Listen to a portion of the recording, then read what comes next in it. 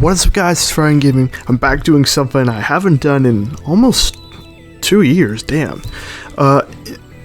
In those videos, I was ranking the weapons in both Apex Legends and Valorant, respectively, but this time, I'm gonna do something a bit different. So, Super Mario Bros. Movie is coming out. I haven't seen it yet, but before I see it, I wanted to go back to all the mainline Mario games and rank them from worst to best. Now, everyone's sort of definition of a mainline Mario game will differ, but to keep it simple and also to not make this video hours long, I just decided to stick to Wikipedia's list of Super Mario games. Pause the video for a bit if you want to see which games they are.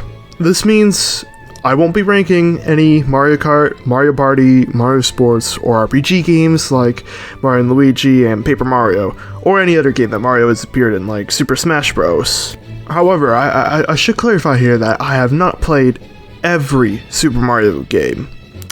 Yeah, I haven't, I'm sorry about that. So, I'll rank every other game on here, except for Bowser's Fury and Super Mario Land. So, apologies to fans of those games, I guess.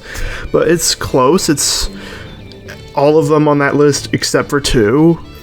That's pretty good, I guess. Well, at least to me. Also, I decided to rank the free remakes and remasters that I own. This is a whole separate category, but I just decided to include the free because I do have some stuff I want to say about them, and those games are Super Mario 64 DS, Super Mario All-Stars, and Super Mario 3D All-Stars. With that, I'll be ranking these 24 games.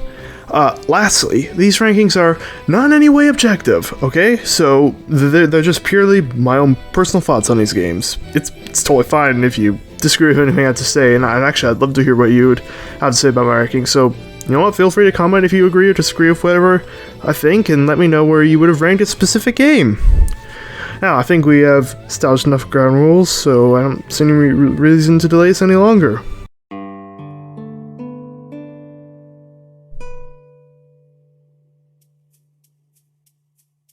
Alright, let's start off with the D tier.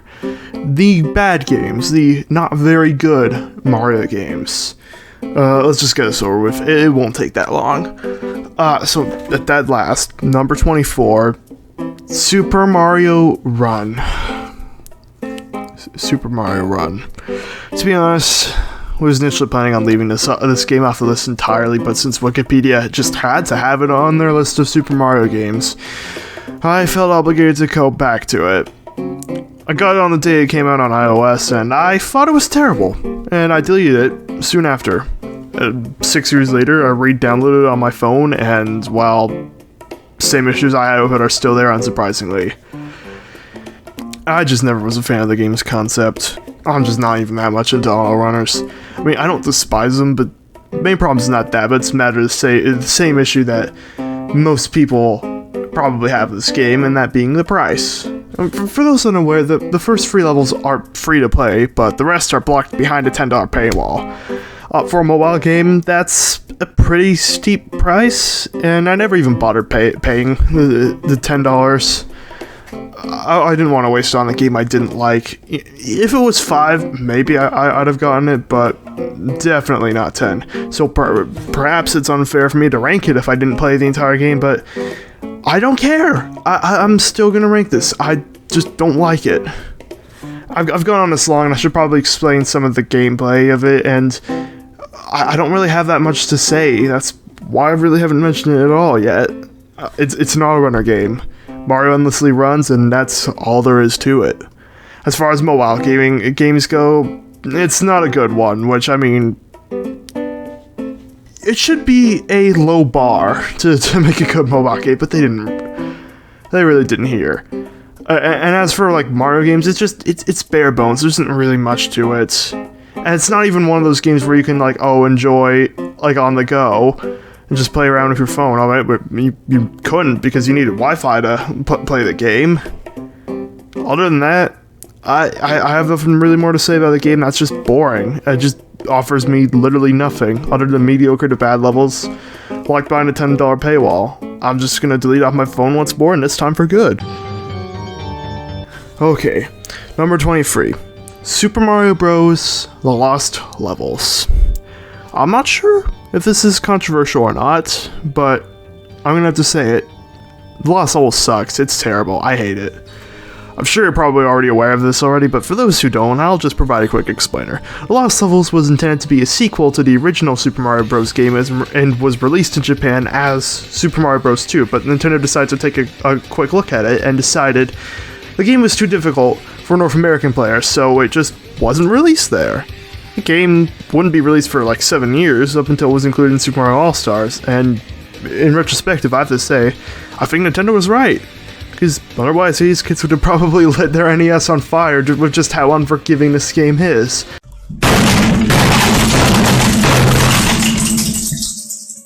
I mean, hell, the first level has you run into a poison mushroom that, like, harms you rather than helps you, and that, if that doesn't tell you about the tone of this game, then I don't know what does.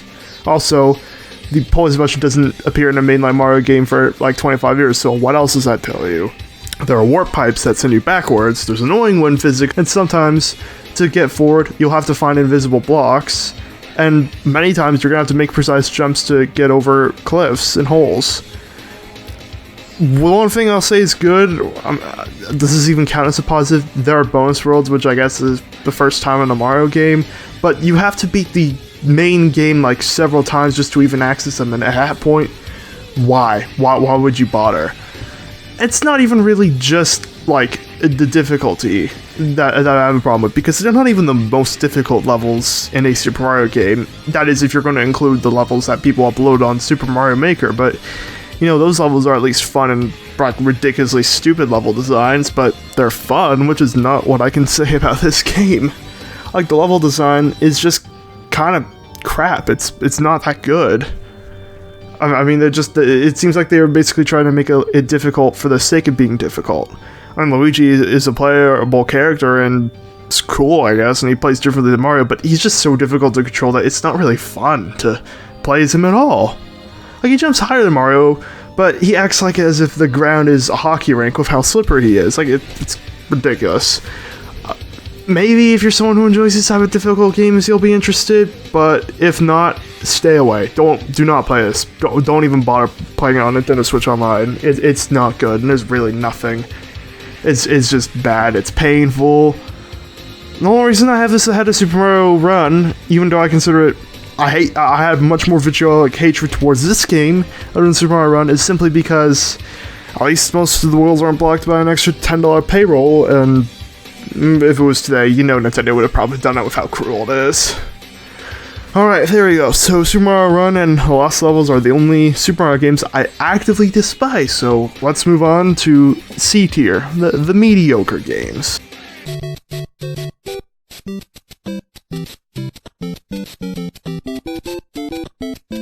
Starting off at number 22. I didn't want to do this. I really didn't, but at 22, we got Super Mario Bros. The original on the NES. Did he just say, aye, he did?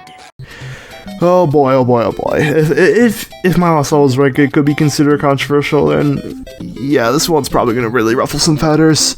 Super Mario Bros. Is probably the most mid game on this list. It's the most mid Mario game ever made. There I said it.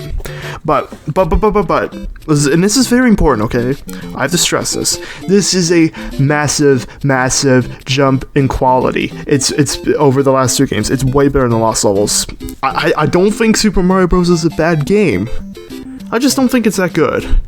Like, here's the thing. If I was ranking these games based on their impact on the franchise or the video game industry as a whole, this would be a slam dunk number one, and it wouldn't even be close. But, however, I've already clarified this. I'm not ranking those games on that. I'm ranking this solely off my personal opinion, and as I've already said, it's mediocre. That's really all I want to say.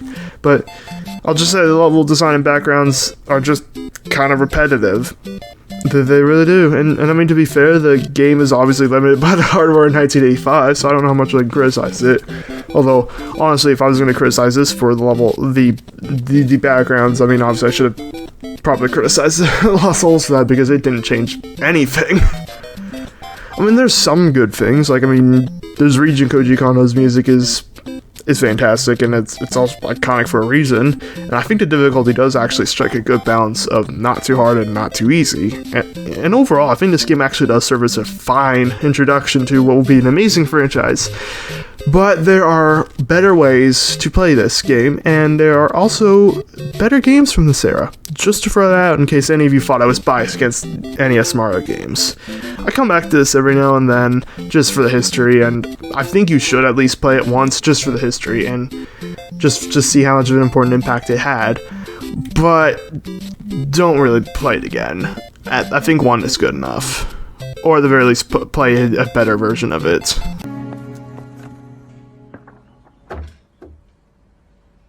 Dang nabbit! Talk amongst it. What in the heck are you doing? Saving souls, sir, and I could see yours is up for grabs. So why not repent right here, right now? Get out of here, Bobby. If those kids could read, they'd be very upset.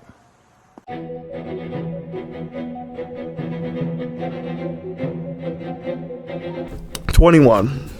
This one's going to be a bit confusing, but at number 21, I'm going to go with Super Mario 3D All-Stars. Now, I must make an important clarification with this ranking. I am not ranking Super Mario 3D All-Stars based on the games in it. Not at all. Spoilers for later in this list, but these 3 games are actually some of my most favorite games in the entire series. For remakes, though, like my criteria, it's different. Like I prefer to see the games improved in multiple facets. I mean, who doesn't? Otherwise, what's really the point, other than just being a port? And that's the main issue. The game changes basically hardly anything. Barely anything changes from the original versions.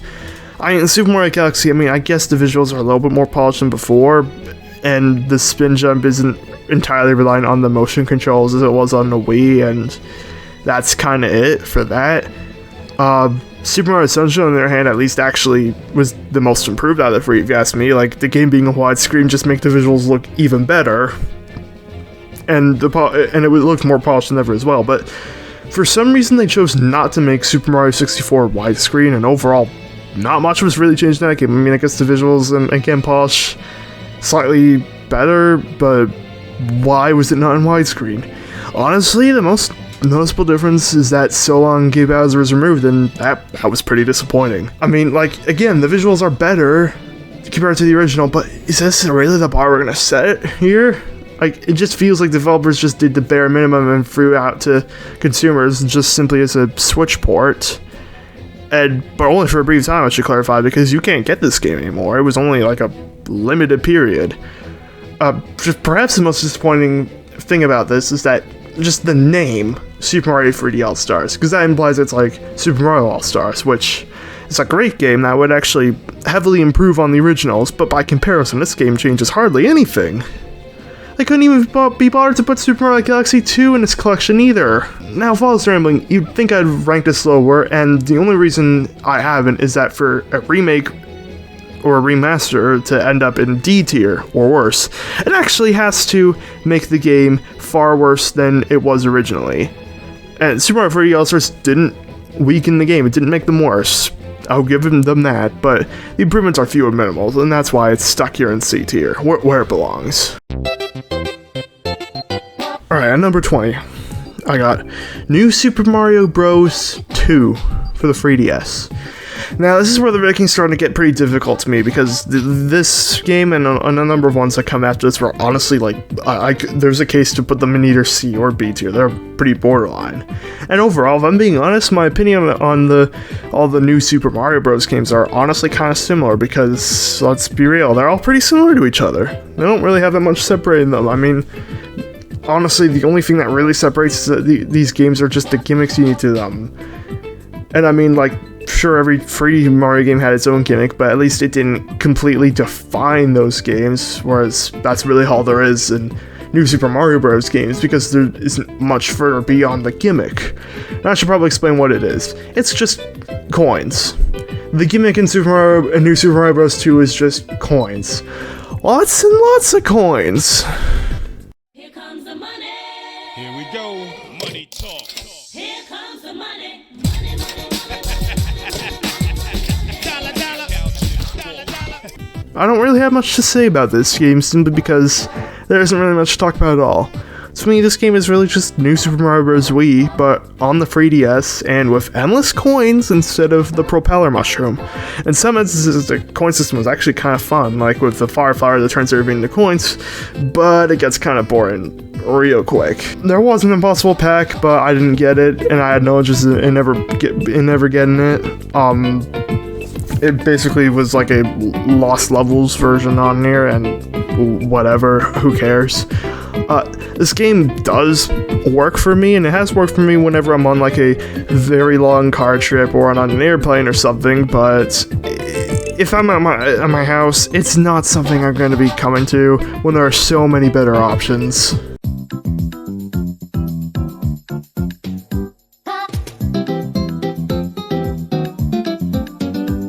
Now on to the B tier, the good games. Not spectacular, but certainly not bad and not mediocre. Overall, you can already see this list is going to be a lot more positive, but I only have to save my negativity for just a couple games. And starting off with the B tier at number 19 is New Super Mario Bros. U. New Super Mario Bros. U is honestly kind of complicated for me. Like, it does do some good things, but the same issues I have with it are the same issues I could point out with any of those the NSMB games, and that it's just too similar to all the games that came before, to the New Super Mario Bros. Games that came before. I mean, hell, like 3 of the 4 games had giant Bowser as the final boss, and the first time I see it in like just a few years, it starts to get pretty old. It's not to say the game is bad or anything. Like, I enjoy level design, but to me, like, the game only seeks out to accomplish its main goal, which is a fun Mario platformer in HD. And look, I think it does actually pass that test quite comfortably, but I just wish the developers had tried to be bold and create an everlasting experience, but, well, it's a New Super Mario Bros. Game, so that was probably never to be expected. But I can only dream. The gimmick in this game is really just a nerfed version of the propeller mushroom from New Super Mario Bros. Wii, and there are baby Yoshis. Doesn't really do much. That's really all this game has from that perspective. Now, I'll also point out here, I also owned a disc copy of New Super Luigi U.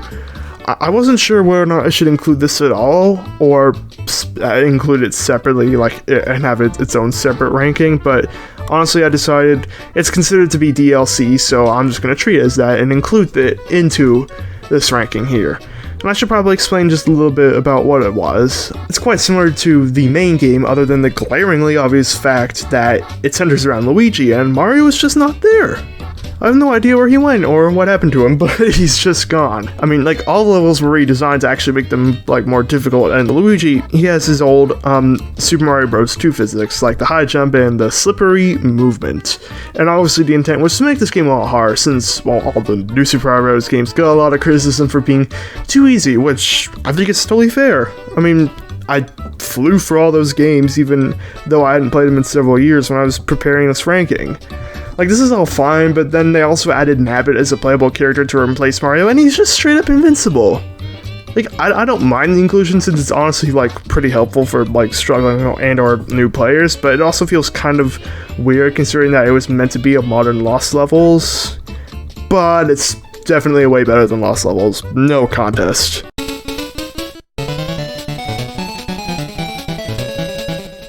At number 18, we have Super Mario Land 2 6 Golden Coins for the Game Boy.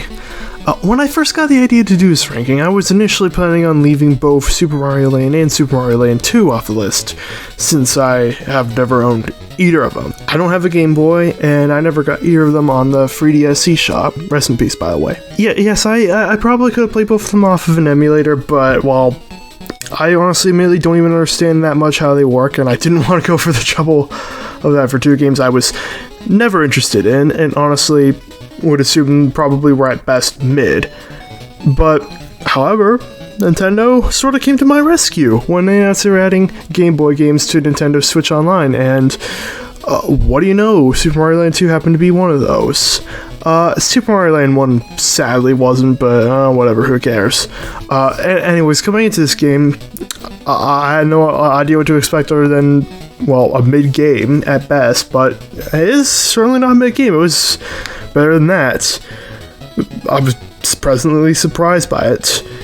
I like it how it's based off of both Super Mario Bros. 3 and Super Mario World with the gameplay. I love that you aren't required to complete the game in a specific order. You can just simply tackle some of the levels in any way you like. So it's actually a lot less linear than any other game that came before it. I think the story's also kind of cool. Mario has an island, but Wario has actually shown up and cast a spell to brainwash all the creatures living on there, take over the island. And speaking of him, this is actually the game that introduces Wario as a character, first one, and that automatically gets bonus points for that because Wario is a cool character.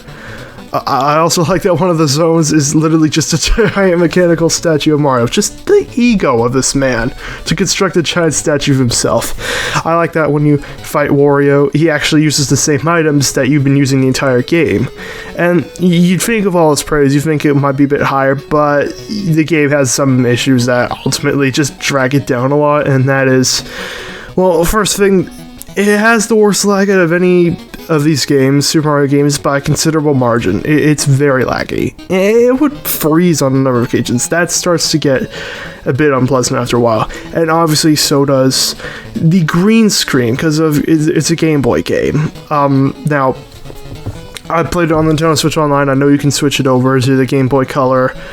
And I did, because the green background was starting to get very uncomfortable. But the green background is what the game started with, of course. Not of the Game Boy Color background. But so yeah, both of those things were starting to kind of, all those things were starting to kind of get on my nerves for a little bit, but luckily the game's short, so it's only you can get it done in an hour, give or take, hour or two, so it's a lot shorter than most of their games. I'd say it's good, and I think it's well worth the try if you have the Nintendo Switch Online, but as you well know, there are better options, and actually let's keep going to some of the better games. Okay, this one is probably not going to make some people very happy. I don't think most people would have this game this low on their lists, but someone has to say it. At number 17, I have Super Mario 64 DS. Look, this game actually does have a lot of stuff going for it. It's not just a simple port of a beloved game to another console with minimal changes. No. It actually does take an original turn, a different turn from the original. I mean, you start off with Yoshi, not Mario, and, well, you have to free Mario and Luigi and Wario from Bowser's minions, and then you'll play as any one of those guys. That's really cool. I really like that. I also really like the minigames. Now, granted, my introduction to the minigames was actually New Super Mario Bros. Because that game was one of the first DS games I got in a while, whereas I never actually got Super Mario 64 DS until long after the DS as a console was discontinued. I got this game at a retro video game store. It has all the pieces for a truly wonderful game. Now, I must answer your question, why do you have it ranked so low? And there's one very simple reason. It's really, it has so much going for it, but damn it, the stupid controls were really starting to piss me off with the D-pad. It really was. It just became a nightmare to play on the DS. With no analog stick, again, just the D-pad, and it's painful, especially spending several hours of this game. Now, look, I'll be the one to clarify this. I played some of it on DS, and then I played some of it on my 3DS, and it plays a lot better with the analog stick, but, and this is a big but, this game is obviously not designed with the 3DS in mind. And speaking of which, 3D Mario games, they really need an analog stick to function well, not rocket science. I think if this game would have honestly worked way better if it were a 3DS game instead, developed for the 3DS, because, well, let's start with the analog stick, and, well, graphics could have been better as well. If you ask me, I think that The Legend of Zelda Ocarina of Time 3D is actually better than the original N64 version, and that honestly would have been the case if this game was simply on the 3DS. Literally, the gameplay-wise, it has everything going for it. It just didn't really belong on the DS. It actually tries to be different, but once again, it just shouldn't have been on the DS. They should have probably just waited. I guess they tried to cash in on nostalgia too early. They should have waited like 7 years and then put it on the 3DS around the same time they were doing Ocarina of Time and then Majora's Mask on the 3DS. And yeah, again, it would have been honestly really good. And if they did that, I would have probably ranked this game probably top 3. I might have honestly done that, but alas, they did not. I'd still probably play it like every now and then, but yeah, I don't know. I'd stick to the 3DS. Just play it on that instead. Okay, number 16, Super Mario 3D Land. I had to actually think long and hard whether or not I should rank this game above Super Mario 64 DS because the former had a much higher ceiling and a potential, and arguably is a better game on the surface, like with the content. But I decided to actually no, I think it is a better game on the surface, like Super Mario 64 DS, like gameplay wise, I should clarify. But when it comes to just the Super Mario 3D Land is more functional and competent, and that's why I decided to just narrowly give it the edge. Honestly, I think it kind of like sets out to achieve what it wants to accomplish quite decently, whereas like Super Mario 64 DS honestly just really dropped the ball at the end zone for me. McNabb loading up deep for Deshaun Jackson. He hauled it in. Oh, wow. Did he get over the goal line? Closely. He has secured the football. Whoa. Like Super Mario 3D Land was Nintendo's first attempt at actually trying to take the 2D formula and then translating into the 3D. It was fine. I mean, they executed a lot better with another game that I will get to later on.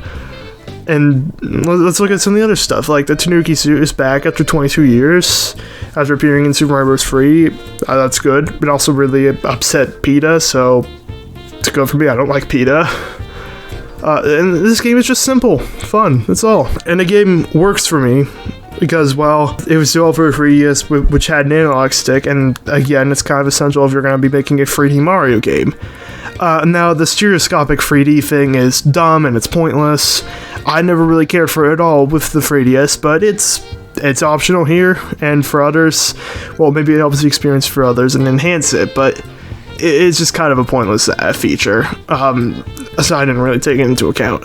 Like with some of the other games, like I feel like the developers could have made this game more interesting, kind of getting me the new Super Mario Bros.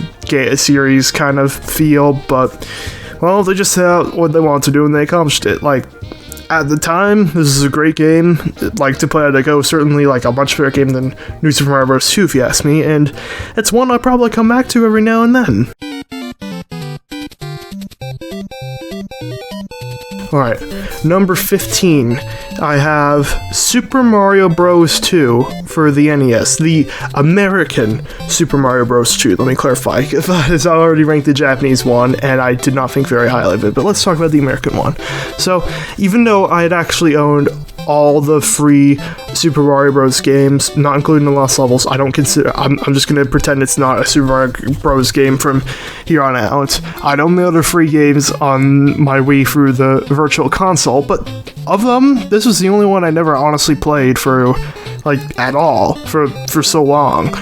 I guess it bored me because it was so very radically different to what preceded it and, well, what followed it, which I'll explain very briefly. I mean, you probably already knew this, but I'll just spit out some of the context, which I was actually unaware of until recently. So, like, Lost Levels, of course, I've already said wasn't released in North America because it was too difficult, and Nintendo had to put out something in the market instead. So they decided to take a game they had already released on the Famicom in Japan called Doki Doki Panic, and they slapped the Super Mario Bros. IP onto it. And you know what the amazing thing is? It works. It surprisingly works, despite that. Like, for this ranking, I decided to actually play through the game completely for the first time, and I'm honestly kind of amazed by it. And at the same time, I also feel kind of stupid at myself for not giving this game a chance. Like, there are plenty of examples in gaming where uprooting a successful formula goes wrong, but in the case of Super Mario Bros., there really wasn't an established formula since there was one game that preceded it, not including a certain other game that I won't talk about. But let's be real, it was basically the same as Super Mario Bros., but harder. No, it was really not all different. Like, you actually pick up the enemies and throw them at other enemies to kill them rather than simply jumping on them. Like, that's something I hated as a kid, but it's honestly grown on me. Like, I love it how when you fight Wart, the final boss, you actually have to throw vegetables at him, and that's what kills him. That's kind of funny. I also like that in this game, you can actually play as either Mario, Luigi, Princess Peach, Princess Toadstool, that's what she was called back then, and Toad. And each of them have their own benefits. Like, Luigi jumps higher, the princess floats, Toad picks up items faster, and Mario has a balance of all three. I never actually knew that canonically that this game was just a dream that Mario has, which I think is kind of funny as well. This game is just pure fun. It's definitely worth trying out. It's an infinitely better sequel to the original than The Lost Level is, but it's it's an extremely low bar to clear, if I'm being honest. But hey, it is definitely a much better game. Alright, so number 14.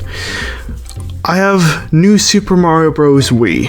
Okay, this is probably going to be quite controversial, since I think most people, at least I've seen, think that New Super Mario Bros. U is better than New Super Mario Bros. Wii, but for me, like, it's the second Super Mario Bros. Or Super Mario game like I'd ever played. It was probably one of the first few games I ever played, so, you know, it has a place in my heart. Although it's only a tiny piece, since, well, literally everything I said about New Super Mario Bros. U could just as easily apply here. I'll just be honest and upfront and admit that it's probably nostalgia related. That's probably clouding my judgment here. Like, I know most people think it's worse, but there really isn't any objectivity, like, when it comes to these games, at least in my mind, just because they've all got quite similar characteristics. It's purely just personal preference on which ones are better than others. I mean, just overall, looking back at all the mainline Mario games, like, the New Super Mario Bros. Ones feels like they were just made pretty much entirely for profit and never tried to stand out compared to the other titles in the series. I mean, to be fair, like, all the games are made for profit, but at least they tried to do something, like, new and actually tried to make it worthwhile. But if we're overall gonna judge these games purely off of profitability, then this one would probably rank near the top, because this game was like the third best-selling title in the entire series, only barely falling behind the original New Super Mario Bros. Game for second, which I'll probably get to very soon. Gameplay-wise, it's probably the easiest of the New Super Mario Bros. Games, since this was like the first title in which you could have 4 people play at once, and thus level design reflected that. This game being very easy is probably why I really liked it as a kid, now that I think about it. This game was the one that started the giant Bowser trend, and in my opinion, this game has the best version of this by far. And honestly, to this day, it's still probably my favorite Bowser battle in the 2D Mario game, and probably one of the better ones you can find. Just tying back to the game's easiness, which I've been trying to hammer away here, is the propeller mushroom, like the main gimmick of the game, aside from the 4-player gameplay. The propeller mushroom is overpowered. You can easily breeze through many levels, and which is probably why it never returned to any game volleyness, and it's probably also why, again, I liked it, because it made it very easy for 6-year-old me. It wasn't difficult. I think I get very angry. Obviously, I'm gonna assume probably would never play any game that was even slightly difficult. Otherwise, I wouldn't have played them. Simple as that. I'm sure most people would probably felt like that as kids too. Yoshi's back. He returns to the 2D Super Mario game for the first time in almost 20 years, unless you include some other game that was classified Super Mario for some reason. But overall, Yoshi being back, that's a good thing. I like that, because he's awesome, of course. But like New Super Mario Bros. U, it's a fun game to enjoy with the family, and it is, and that's what it's like for me. But honestly, that's all there is to it. Like, I personally think it is better than New Super Mario Bros. U, but I will acknowledge I'm almost certainly in the minority in that, since most people seem to have the opposite take. It's whatever. It's just nostalgia reasons. I'll admit it.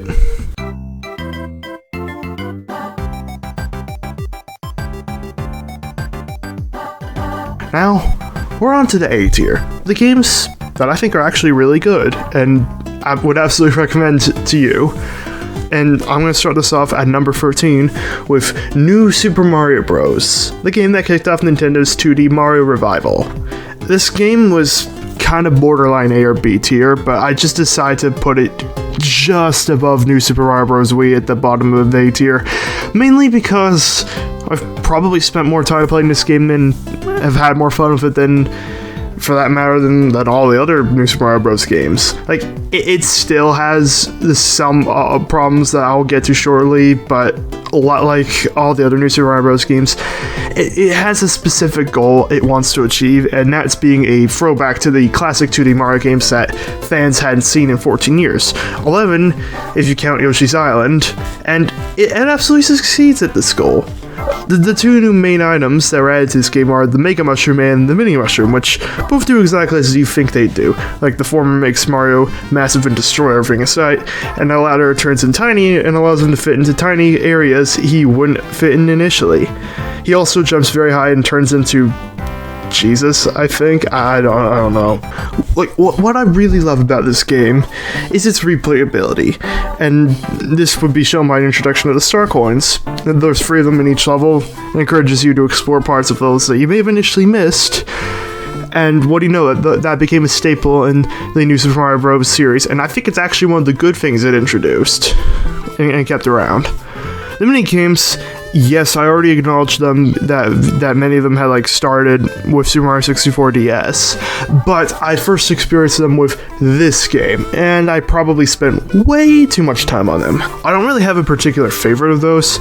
I just think all of them are fun. This game, overall, is fun. Now, like, some of the stuff that are bringing it down is the difficulty, and it's too easy, but I've been kind of hammering at home this point for like every New Super Mario Bros. Game now, and because all of them would follow this. But I'm sure some fans at the time, back in 2006, probably felt a little bit let down considering the fact it was nowhere near the higher difficulty level for 2D games that they got in like the 80s and 90s, and overall, it didn't really try to be a unique experience that Super Mario Bros. 3 and Super Mario World were, but I think most people probably just didn't care about that because, again, there wasn't a mainline 2D Mario game in well over a decade. And I think this game does fit the hardware quite well, and I think this is actually probably one of the better games the DS has to offer, and it's one I think people should play if they haven't already.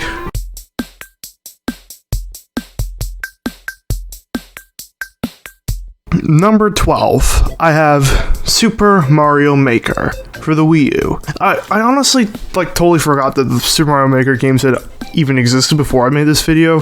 That doesn't mean I think they're bad, it's just I haven't played them nor given them really any thought for a while. A lot of people honestly wanted a way for them to design their own Mario levels, and I think they got a perfect version of that with this game. Admittedly, I'm not much of a builder, mostly because I'm pretty terrible at any kind of creative designing, hence the not great thumbnails in my videos, at least from my perspective.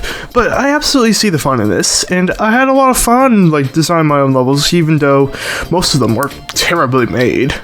You can choose to design your levels based off of Super Mario Bros. 1 and 3, Super Mario World, and you could upload your levels online and play other people's levels. This is the best part of the game to me here.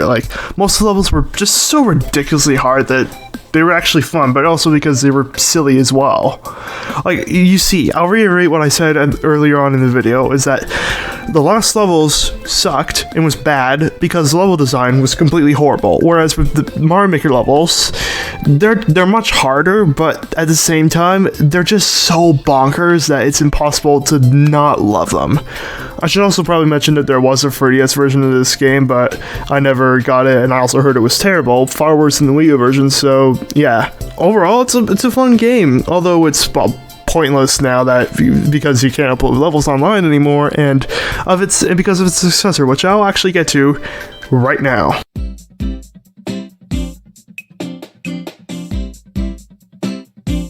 Number 11. Super Mario Maker 2. I honestly don't have anywhere as much to say about this one as Super Mario Maker since it keeps all the stuff that made it great, but this one does actually add more stuff to make it better. Like, first, a Super Mario 3D world theme, which they added, which at the time, I thought was kind of stupid. I didn't think it would work, but it somehow does. Mainly because despite its name, it's like mechanics of enemies were translated into 2.5D instead of 3D, and again, kind of works, just translate into the same kind of graphics level for like all the new Super Mario Bros. Games. Super Mario Maker 2 also has a story, which the first game didn't really have, and hey, it's fun, and it's also interesting to a premise of Peach's castle being deleted and Mario has to rebuild it. Yeah, it's stupid Nintendo made you get Switch Online to upload and access online levels when the first game didn't make you get an online subscription. And I know there's also issues with like functionality of the online mode, but at least when I was recently playing through, I didn't experience any issues at least, but I didn't really play for that long, so maybe that's why. But at least Nintendo Switch Online is still much cheaper than Xbox Live Gold and PlayStation Plus. Overall, this game is really just a Switch port of the original, but with some added goodies, and that's why I've decided to put it above said original game.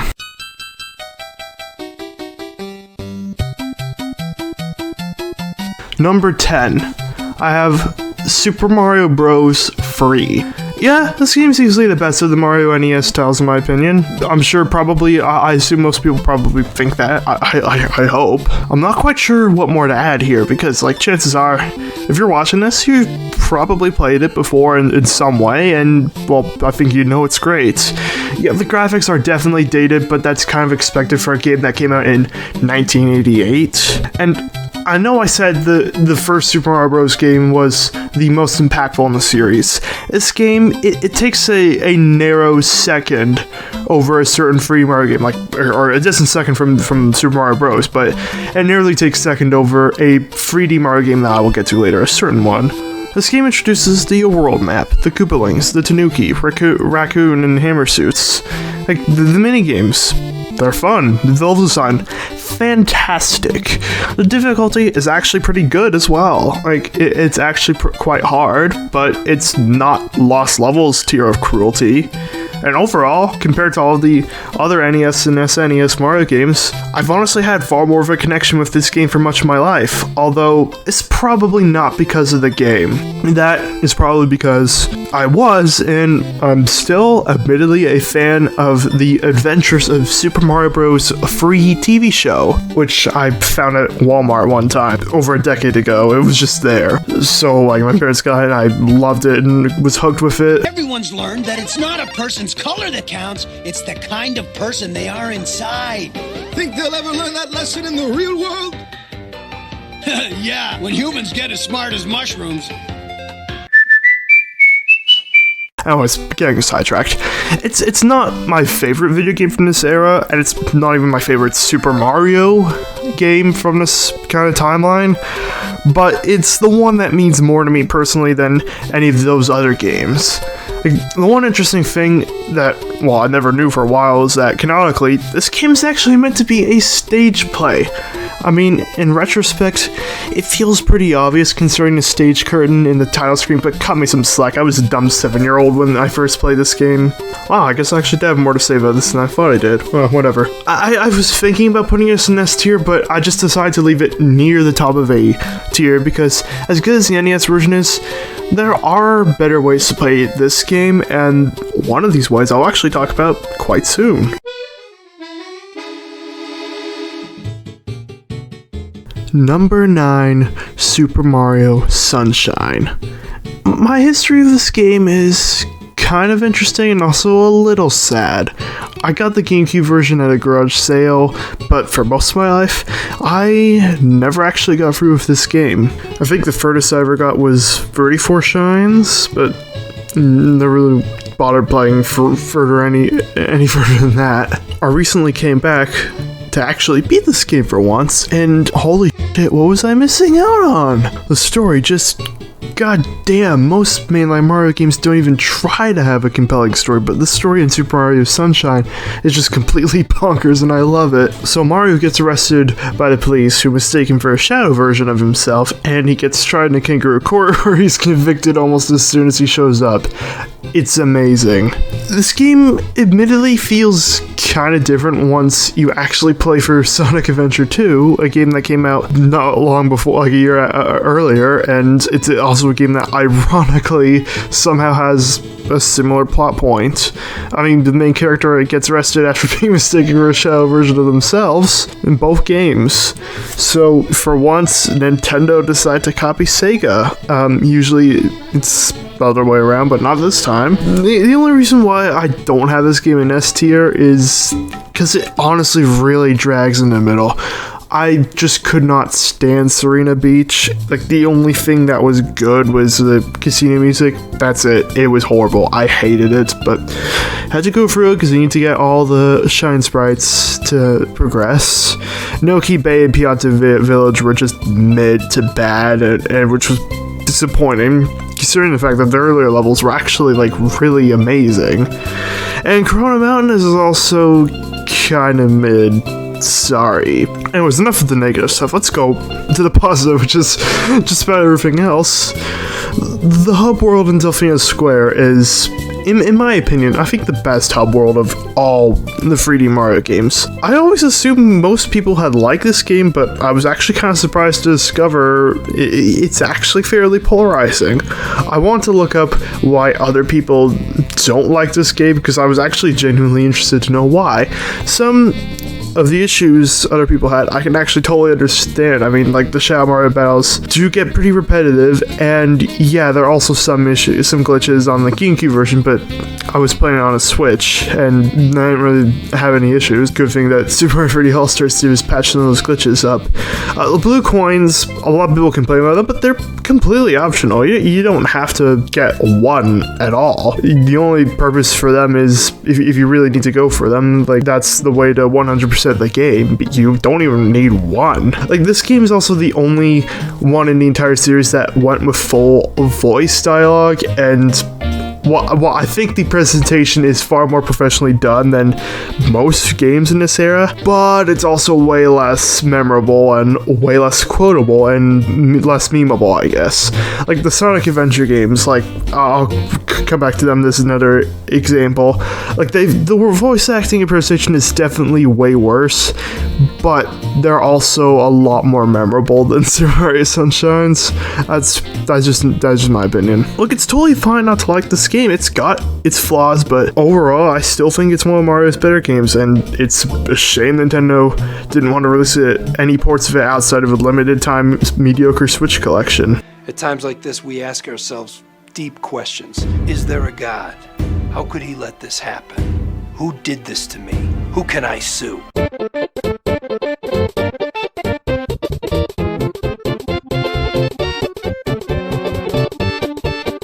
The S tier. The best games in my opinion. Yeah, when I said that some of these were my favorite games, I really meant it. 8 of these games I thought were truly exceptional. Starting off this list is Super Mario World 2 Yoshi's Island. Now, I should probably acknowledge that this is not a Super Mario game, and I think most people can agree with that. I don't think anyone considers this to be an actual Super Mario game. However, it was on Wikipedia's list of Super Mario games. I had a way of playing it for Nintendo Switch Online, and well, I guess it does have Super Mario in the title, but I guess it's good enough, so I decided to include it, and I decided to play it for the first time ever. I've never really been much of a fan of the Yoshi series, but damn, I was shocked with how good this game actually is. Perhaps I never actually gave the Yoshi series much credit, but I was actually genuinely shocked with how amazing this game is. Like, the gameplay is simple, but Yoshi has a much different playstyle than Mario does in the 2D platformers. He swallows enemies and turns them into eggs, and then he can launch those eggs at other enemies, or use them to find flowers or stars to improve your score. I think the art design is actually fantastic. It's easily the best of any 2D Mario game. The level design, also fantastic. The art style, it feels like it was drawn by a child, but actually it perfectly fits the atmosphere since, like, you're baby Mario. And also the stakes themselves are actually enormously high, because Kamek has abducted baby Luigi, and baby Mario has to save him with the help of the Yoshis. Music's phenomenal. Everything about this game is just phenomenal. Go play this if you haven't already. Number 7. Super Mario All-Stars. This is the best way to play the Mario NES classics. It's the best of both worlds. The gameplay from the original versions remained completely intact, and the graphics are now a great 16-bit experience. Like, seriously, the visuals are just so pleasant to look at. Yes, the Lost Levels is still ass, but it looks better at least. Shame. I guess I couldn't change anything else about it, but it generally does look a lot better considering the fact that it just reused the old sprites from the original Super Mario Bros. This is yet another game that I'd actually never played up until Nintendo Switch Online when I actually first got it, and admittedly this game being so good makes me a little bit more upset with the way Super Mario 3D All-Stars just didn't really try to innovate at all. Like, as good as it is, Super Mario All-Stars, it's not the best remake. Like, not even the best remake by Nintendo, actually. I'd say Kirby's Dream Collection tops this by quite a bit, but that's no slight towards this game. I don't really have anything more to say other than I think you should go play it, because it's, again, the definitive way to play the NES classics. I should probably clarify one more thing, that some physical versions of this game included Super Mario World, and, well, I guess those are the best versions. That didn't include on the Switch Online, but there's really no purpose. Nintendo would also release this game on the Wii to celebrate the 20th anniversary of Super Mario Bros. I never got it, and most people said it was bad, and apparently it changed literally nothing from the Super Mario All-Stars game on the Super Nintendo, and it didn't even include Super Mario World, and also chose to include no other Mario games from that time too, even though it was on the Wii.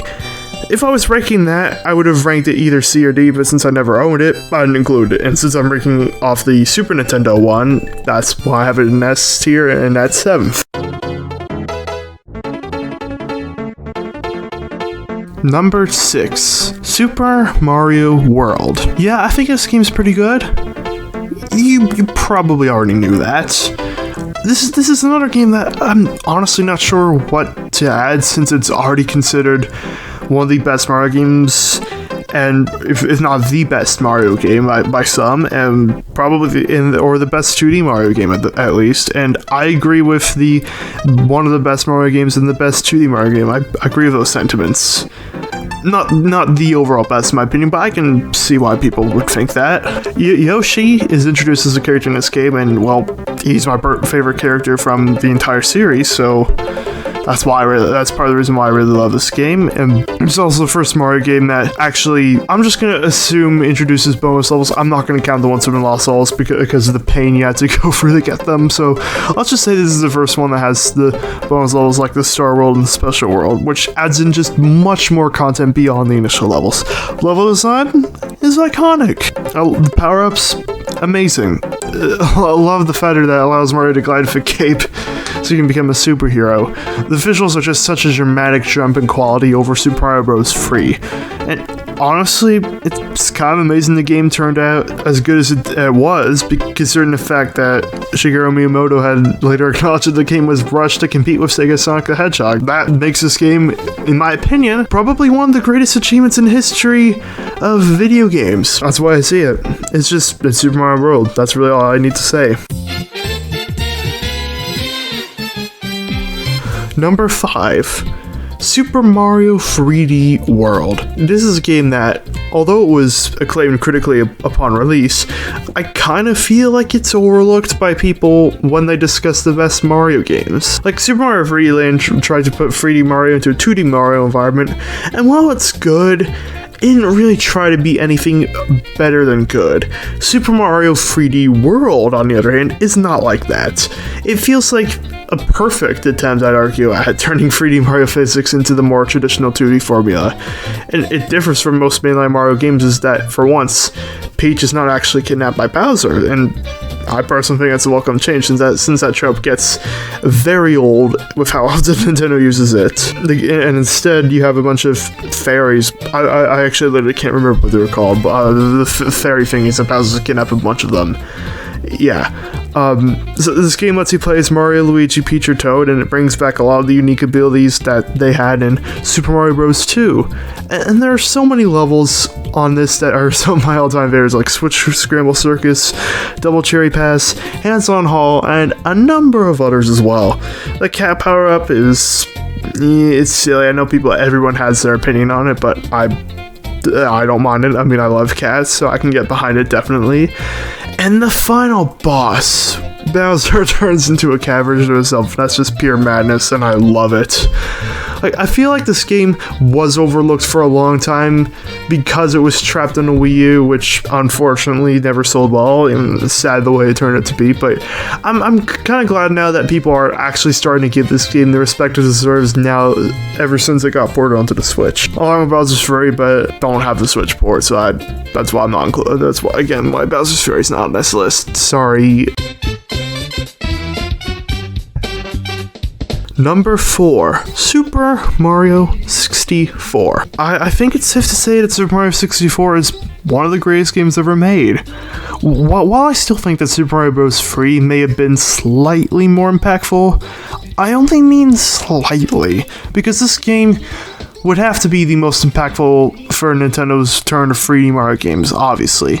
It did just the traditional 2 or 3 hits and you're dead for a health wheel, and a concept that would follow in 5 out of the 6 3D Mario games that came after. And the 2D games, as great as they were very linear, and they didn't really allow any kind of freedom or exploration, and, well, they're kind of limited by the hardware, of course. But now, Super Mario 64 has 120 stars for you to collect, and not only do you not have to collect all of them to beat the game, you don't necessarily need to get them in a particular order, a concept that would also follow many of their 3D Mario games after this. While this is not my personal favorite, I can completely understand why a lot of Mario fans consider this to be the best game in the series. There's a lot more to say about how great it is and how influential it is on gaming as a whole, but I feel like most Mario fans already know this, so I'm not really sure what more to add other than it's an all-time great game that everyone should go play that they haven't already. Also, great for memes. Glitches are amazing too, and there's one game where I actually feel like the glitches are iconic. And keep in mind, with all its praise, this is only the 4th best game, in my opinion. Let's move on to number 3. Super Mario Odyssey. So I got a Nintendo Switch a year after it came out, and I bought it alongside Super Mario Odyssey. The weird thing is, even though I thought it was very good, it took me more than 5 years to beat this game. I'm not entirely sure why I played it for a bit and then totally forgot it for like half a decade. My assumption is it was because I was about to enter high school at the time and I was much more focused on that. Plus, the video games I was interested in, well, it shifted, and this is around the time when Fortnite and then later Apex Legends would blow up in popularity, so that's the kind of stuff that I played for years. But what about now? I've gotten to a point where I've mostly moved on from Battle Royale games, and, well, I've graduated high school last year. So I decided to pick up where I left off recently, a couple months ago, and oh damn, this game was far better than I initially remembered it to be. I think most people were waiting for Nintendo to revert back to its more open gameplay style for its 3D Mario games. Like, Super Mario 3D World, as great as it is, it's just really the 3D mechanics and style that I slapped on the 2D formula. It was very linear. And Super Mario Galaxy 2, honestly, also had a quite linear structure in its levels, and arguably there hadn't been a more truly open style of gameplay since probably Super Mario Sunshine, which is a game that had came out 13 years earlier at this point. In this game, so Mario teams up with Cappy, just this this anthropomorphic hat to take on Bowser, who's kidnapped Peach so he can marry her, as well as kidnapping Cappy's sister Tiara. With Cappy's powers, Mario can now throw his cap at several different things to take control of them, from Goombas to frogs, tanks to a Tyrannosaurus Rex, and even Bowser, which I'll get to later. This game brings back the health wheel from the Galaxy games, but rather interestingly, it removes the lives counter entirely, so instead, you only lose 10 coins if you die. And while it makes the game, without a doubt, the easiest in the series, it does also encourage you to explore the kingdoms you encounter as well.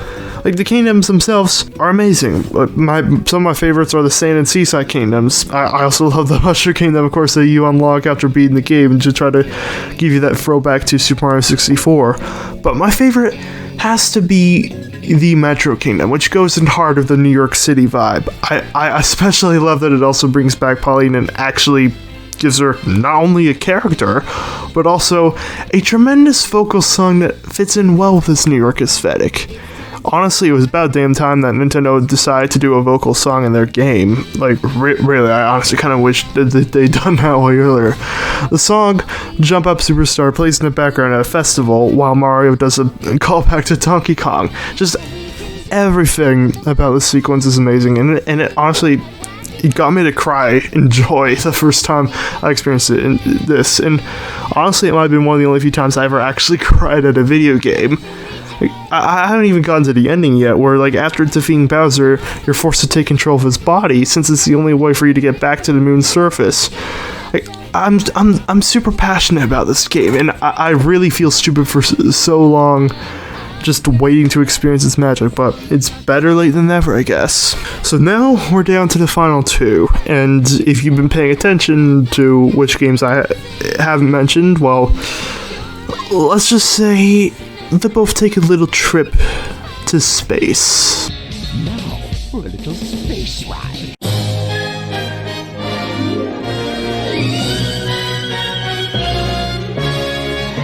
Number 2. Super Mario Galaxy 2. The top of the list was pretty difficult for me because Super Mario Galaxy 1 and 2 are my favorite games in the series, and to me are close to being equals. There are strong arguments on both sides for which of these games is better, but for me, I've always kind of felt like the Super Mario Galaxy 2 is just a sliver weaker than its predecessor, and I do really mean only a sliver. This game is amazing, like, beyond a doubt. Perhaps the only issues I can point out here are that 2 is more linear and too similar to the first, but if the game is as tremendous as it is, I can honestly care less. If anything, I prefer they stick to what worked perfectly rather than risk messing things up here, and that's what Nintendo did here. Like, let's start off with the individual galaxies, which are just amazing. Like, there's too many of them to credit, but Sky Station Galaxy is fantastic introduction. Puzzle Plank Galaxy is just pure unadulterated fun, and Cloudy Court Galaxy has to be the best kind of level to introduce a new power-up, the Cloud. Throwback Galaxy, which is, well, just an amazing throwback to Womp's Fortress in Super Mario 64. Yoshi returns, which is excellent as always. The new power-ups, Cloud Mario, Rock Mario, and Spin Drill are all great. Like, the prankster cards from the first Galaxy game are also greatly expanded upon. The orchestrated music is brought back from the first game, and yet again we get some of the best tracks in the series. Just Sky Station and Puzzle Plank Galaxies, in addition to being great levels, also happen to get some of the best tracks in the series. Yeah, the series, not even the game. But the best one in the game is undoubtedly Bowser's Galaxy Generator. This track is probably my favorite in the entire series. I mean, the level itself is also probably one of the best in any Mario game as well. It's just, it helps you create the tension and the urgency of the situation to save Peach and stop Bowser from creating his own space empire. It honestly wouldn't have felt the same if it didn't have this such, like, banger music. The ending, like, and also the level itself, again, it just is like the perfect level in every way. Like, it tests you on everything you learned from the Spin Drill to Yoshi. Like, the ending, I guess, is somewhat anticlimactic considering how kind of pathetically easy the final Bowser fight is, but it doesn't ruin the transcendent experience you feel playing through this game. Like, this feels kind of like Nintendo speak here, just where they got all the ingredients and managed to perfectly balance them, but actually, the mountaintop was just a couple of inches higher.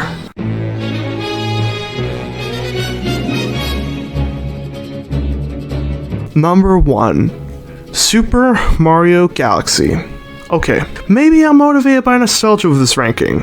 After all, this is the first Super Mario game I have ever played, and it was one of the first video games I had ever played. But can you really blame me? It's Super Mario Galaxy, man. Like, come on. This is everything I want out of a 3D Mario game. Like, great level design, great gameplay, great mechanics, great polish, great music, great story, and so on and so on and so on. Like, you get the picture. Like, there maybe isn't such a thing as a perfect video game, but Super Mario Galaxy, as far as I'm concerned, comes like damn near close to that label. I'll start with some of the individual galaxies. Personally, like, there isn't a truly terrible one in there, but Snow Cap Galaxy is pretty irritating, but it's not even close to the irritation that Lost Levels would cause me. Okay, so even with that aside, like, there are so many great galaxies I can mention on here, but considering how long this video already is, I'll just leave the praise to a few of them. Like, I personally think that Good Day Galaxy is the best opening level in a Mario game. Yeah, I said it. Space Jump Galaxy just gives you such a feeling of awe. Ghostly Galaxy has you save Luigi from Boo's, a great twist from Luigi's Mansion where it was the other way around. Toy Time Galaxy has you facing a giant Mecha Bowser. I mean, like, seriously, there's just so many amazing galaxies. Way more than just those. I think now is a great time to talk about the game's music. I mentioned it a little in Super Mario Galaxy 2, but I think this is the moment to go more in depth about it. Both Super Mario Galaxy 1 and 2 were the first Mario games that used a symphony orchestra, and surprise, surprise, I think that these games have the best music by far in the entire Super Mario series. Like, not to say any of their ones are bad, it's just these ones are far better. Like, some of my favorite tracks in this game include Good Day Galaxy, Space Junk Galaxy, Balrog Galaxy, Boy Base Galaxy, and Gusty Garden Galaxy. Bowser's Star Reactor is a fantastic remix of Bowser's Road from Super Mario 64, and while I don't think Bowser's Galaxy Reactor's music is quite as good as Bowser's Galaxy Generator, it's still absolutely phenomenal. Mahito Yokota and Koji Kondo just delivered a perfect score as far as I'm concerned here. The prankster comments provide you with great extra content as well as offering you challenges, with some requiring you to either finish a level with a time limit or leave you with only one hit, or some will have you find a bunch of purple coins, sometimes with a time limit, sometimes not. The boss battles, fantastic. The Bowser battles, the best in any Mario game, and so is the music that accompanies them. Just Super Mario Galaxy is such a tremendous accomplishment, and you absolutely need to play it if you haven't already, like, whatever way possible. Well, just like with the last one, it's kind of a shame that the only port it got outside of the Wii was the Switch port, which, yeah, I think I've hammered it home the point where Super Mario 3D All-Stars enough. So that's it for my Super Mario ranking video. This will probably turn out to be one of my longest videos, judging by how the script is like 14 pages long, but nonetheless, this is something I want to do before I personally watch the Super Mario Bros. Movie, which I'm thinking I might do some review of it after I see it. I'm not sure. I take forever these videos, so I won't make any guarantees on that, but we'll see. I'm also open to possibly doing a Mario Kart games tier ranking. I probably won't do a Mario Party or Mario Sports ranking since I only own a fraction of those games, but I might be open to just throwing in a ranking of every other Mario spin-off that I own in a video sometimes. So like Mario Party, Mario Sports, and Mario RPG ones I own. Okay. Now I think that finally wraps up this video. You know what to do. Like this video. Comment if you agree or disagree with any ranking I have. Let me know what you would have done differently. Subscribe if you are new, or if you aren't new but haven't already subscribed. And be sure to follow all my socials, which I'm admittedly rather inconsistent, that being my Twitch, or just Twitch and Instagram, or just straight up dead, like my TikTok. And also join my Discord server. Thank you all so much for watching, and I'll see you next time.